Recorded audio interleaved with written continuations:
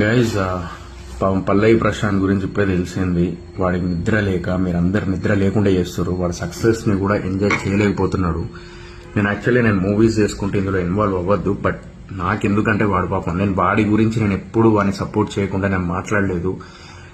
నేను కేవలం వాడి కోసం వచ్చి అంత రచ్చ చేసి ఆడవాళ్ళ కారులో ఉంటే అటాక్ చేయడము, మళ్ళీ రోడ్డు మీద పెద్ద షోలు చేసేసి అంతమందిని ఇబ్బంది పెట్టారు. ఇంకా చాలా బయటికి రాలేదు.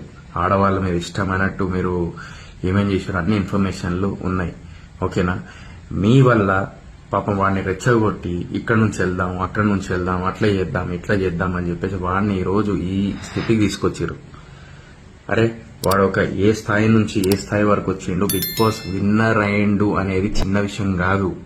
ఓకే, మీరు ప్రేమ అభిమానం అంతా చూపించారు, కాదని కాదు, కానీ ఆ సక్సెస్ ని వాడిని ఎంజాయ్ చేయనిస్తే ఇంకా హ్యాపీ ఫీల్ అయ్యేటోడాడు. కానీ ఈరోజు ఆ స్థితిలో లేడు.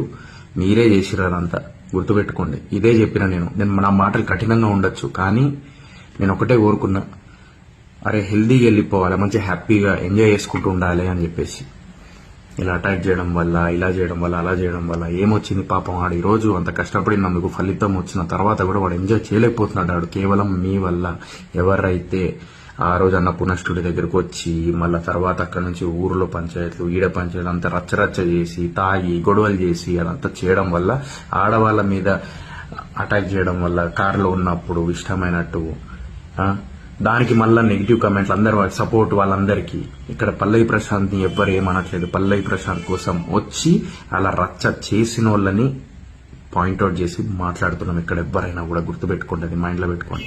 పల్లవి ప్రశాంత్ కష్టాన్ని అనలేదు, పల్లవి ప్రశాంత్ గేమ్ అనలేదు, పల్లవి ప్రశాంత్ అనే వ్యక్తిని అనలేదు. పల్లవి ప్రశాంత్ కోసం వచ్చిన వాళ్ళని మాత్రమే నేనన్నాను అంటున్నారు.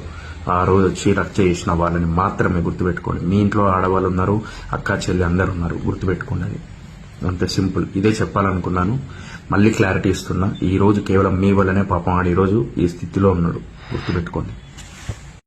నాకు ఇంకోటి అర్థం కాదు ఏంటంటే, నేను ఏదైతే స్టేట్మెంట్ పాస్ చేసినో వైలెన్స్ అది ఇది అని అంటున్నారు. ఆత్మరక్షణ భయ్. అరే నీ ఫ్యామిలీ ఉన్నారు లోపల, ఒకసారి వీడియో చూడుర్రి. అందులో బూతులు, ఒక కొడుకు ముందు అమ్మ, అక్క, చెల్లె అది ఇది అని చెప్పి బూతులు గలీజ్ బూతులు తిట్టుకుంటూ అద్దాలు బలగొడుతుర్రు. It's like attack. అది ఏదన్నా బండదగిలో లేకపోతే అదేంది ఆ అద్దాలు బలిగో లేకపోతే ఏమన్నా అయితే ఎవడు బాధ్యత? అందుకే ఆ టైంలో ఏమనిపించదు. అంతమందిలో ఏం చేస్తాం? దిగేమన్నా లొల్లి పంచాయతీ పెడతామా? కాదు కదా, గేర్ వేసుకొని వెళ్ళిపోతాం. అదే చెప్పిన నేను, ఇప్పుడు కూడా అదే చెప్తా. మీరు దానికి సపోర్ట్ చేస్తారు చూడండి. ఇక్కడ సొసైటీలో కొంతమంది నెగిటివ్ కామెంట్లు చేసి, అరే నీకు నీ బల్బు అది బల్బు కాదు, అది కామన్ మ్యాన్గా ఆలోచించిన. సోయల్ గడ్ కామన్ మ్యాన్. ఒకటి గుర్తుపెట్టుకోండి, నేను కూడా రైతు బిడ్డ, సింగరేణి ముద్దు బిడ్డ, రెండున్నాయి నా దగ్గర. ఓకేనా? అర్థం చేసుకోండి అంతే. జస్ట్ మన ఇంట్లో వాళ్ళకైతే ఎట్లుంటుంది అది ఆలోచించండి అంతే.